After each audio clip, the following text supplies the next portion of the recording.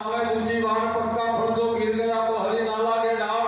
कबीर साहब बोला कि मनुष्य जन्म अनुपम से बारंबार नतो नहीं पाकू फल खरी पड़े तो એને ચોટાડો તમે જપ તપ યજ્ઞ કરો તો ના મળે તે આ પડી જાય પછી બધી બેઠું થાય એવું નથી પણ આમ તો ચાલતું છે ત્યાં સુધી આ મહિમા પરમાત્મા છું હું કોણ હરિ કહેવાય એથી ગુજરવાન હું કોણ છું પેલી તો ઊંધી આપણને ખબર પડવી જોઈએ ઊંધી પડે તો પછી આધીની પડવાની કોઈ જરૂર પડતી નથી પડી જ જાય છે એમ ઊંધી ખબર પડી જોઈએ કારણ કે બધું જ તો તાર તમે ખોવરણાય નથી તમે ખોવરણા નથી તમે જડતાય નથી હવે આના માટે જ સંતનું સાનિધ્ય સ્વીકારવું પડે આપણે તમે ખોવરણા નથી તમે જડતાય નથી કારણ કે એક માણસ હોઈ ગયો છે હોઈ ગયો અને પછી જાગ્યો ને અંધારું લાઈટ બાઈટ જતી રહી અને એને અમૂલક વસ્તુ જે બેટરી ખોળે છે પણ એને અંધારામાં બેટરી જડતી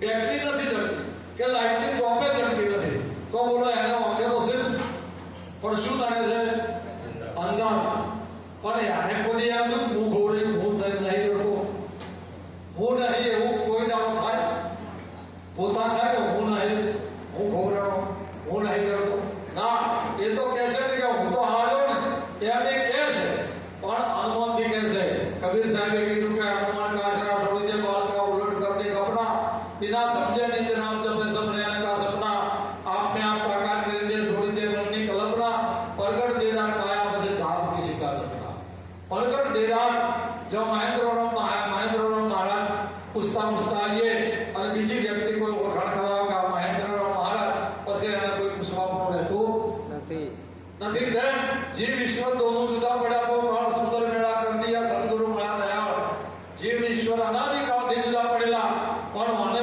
સद्गुरु દ્વારા ભેટો થાય છે પણ ભેટો થયા પછી જીવ ના રહે ઈશ્વર ના રહે હળદર ને ખારો ને ભેળો કરવા એટલે હળદર ના રહે ખારો ના રહે બે કંકુ બની જાય તેમ આ જીવ અવિદ્યાથી જીવ થયો છે અને માયાથી ઈશ્વર થયો છે અવિદ્યાથી જીવ થયો છે અને પોતે માયાથી ઈશ્વર થયો છે પણ બ્રહ્મ સ્વરૂપ જે બ્રહ્મ સ્વરૂપ છે એની ચોકી એમાંથી બધું ઉદ્ભવેલું છે જેમ પાણીમાંથી પરકોટા ફેણ તરંગો ઘોડા એ બધું પાણીમાંથી જ ઊભું થયું તેમ તમારા પોતાના મૂળ સ્વરૂપમાંથી આ બધું ઊભું થયું છે એટલે અજ્ઞાનતાના લીધે ઊભું થયું છે અને એ બેસી જાય તો પોતે પાણી જ છે પછી બીજું કોઈ છે નહીં પણ આ એના હાથે બેસતું નથી પેલું બેસે છે પાણીનો પવનના સંગમાં ફેણ થઈ ગયું પવનના સંગમાં પરકોટો થયો પવનના સંગમાં ઘોડા થયા આ સંગ એ પવન છૂટી જાય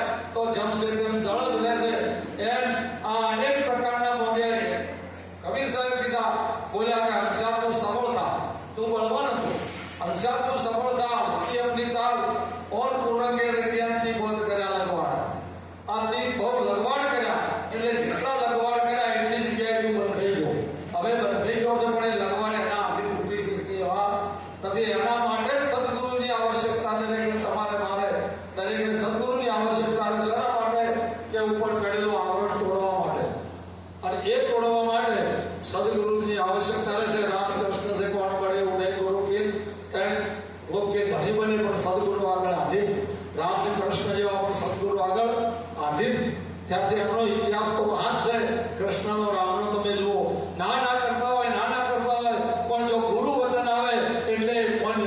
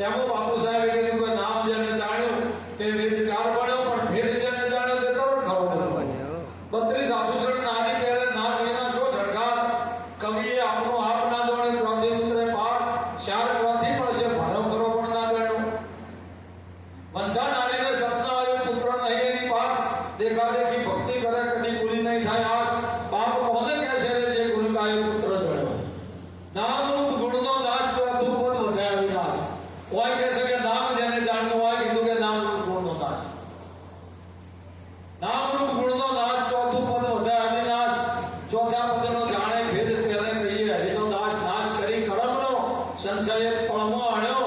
નામ જેને જાણ્યું તે વેદ ચાર ભણ્યો, પણ ભેદ જેને જાણ્યો તે તરત કરો બોલ્યો. ગરીબી રાખી ગુરુને સેવો કરો વતનનો તોલ. આપ થકી કોઈ અદકો મળે તો એનો ધારણ કરજો બોલ. નિરોધના સંગે બાપુ અનામી નામ પોતે બન્યા છે. અનામી પણ નિવેદન કરવા માટે નામી થવું પડે. વરસાદ વાદળોમાં ચંદ્રનું સ્વરૂપ છે, પણ પવનનો શંકા થતે પહેલા ધાર થવું પડે.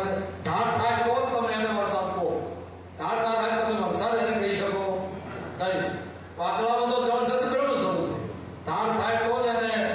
એટલે નામ એવું અનામ છે, પણ અનામને સંત દ્વારા દોડવા માટે હજી ઘડી આપવું પડે. પાણીનો કોઈ રંગ કહી શકાય નહીં, પણ એના પાણીનો રંગનો મેળવો તમારે ગમે તેમાં મેળવવું પડે.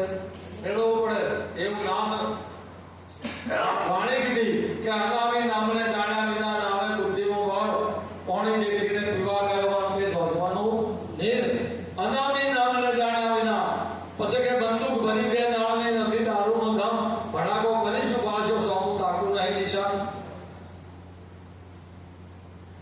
અજાણ્યા પંથી પંથે પડ્યા હતા. યાના ભોટ કાયર વાળો લીધા સાતમો તો કપડાને થયેલું. અનામી નામને જાણ્યા વિના નાવે બુદ્ધિમાં બળ. રંભાનું રૂપ જોઈ ધર પુરુષને પ્રેમ ફોસલાવી પરણી ગયો ભાતડો. ના આવડી એને રંભાની રીત. અનામી નામને જાણ્યા વિના નાવે બુદ્ધિમાં બળ. એટલે અનામી નામને જાણ્યા વિના આ અનામી છે, નિરાકાર છે. એક જ વસ્તુની સુંદર બ્રહ્મ સ્વરૂપની હમણાં વાત કરી હતી આગળ મહારાજશ્રીએ. કારણ કે એક સંતોએ કીધું કે શિરગુણથી નિર્ગુણ થયા. શિરગુણથી નિર્ગુણ થયા એ બ્રહ્મવેતા કહેવાય. એ બ્રહ્મ શક્તિ સઘળે રે હરી સર્વની માત કહેવાય. કારણ કે ટ્યુબલાઇટ તો છે પણ એનો પ્રકાશ વધે છે, પણ આ ટ્યુબલાઇટ તમે વેતાથી લાવો એટલે શિરગુણ છે. એ શિરગુણ છે, પણ એ શિરગુણ વાળા પ્રકાશ મળવો હોય તો મેળ પડી શકે નહીં. એમાં શરીર શિરગુણ છે, પણ બોલીઓ એ નિર્ગુણ છે. પણ એને નિર્ગુણની ઓળખ કરવી હોય તો આ શિરગુણ વગર થઈ શકે એવી નથી. આ શિરગુણ હોય તો જ નિર્ગુણની ઓળખાણ થાય. આ પુતળાથી થાય.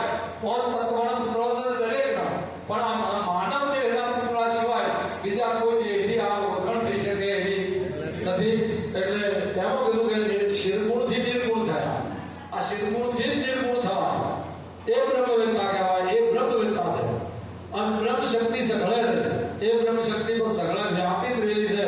પરમાત્મા તત્વ સફળ વ્યાપિત રહેલું છે. પરમાત્મા કોઈ વસ્તુ એવી નથી કે ખોરણો આપણે ખોળવા દઈએ. સફળ ભરેલું છે, ચોક્કસ છે.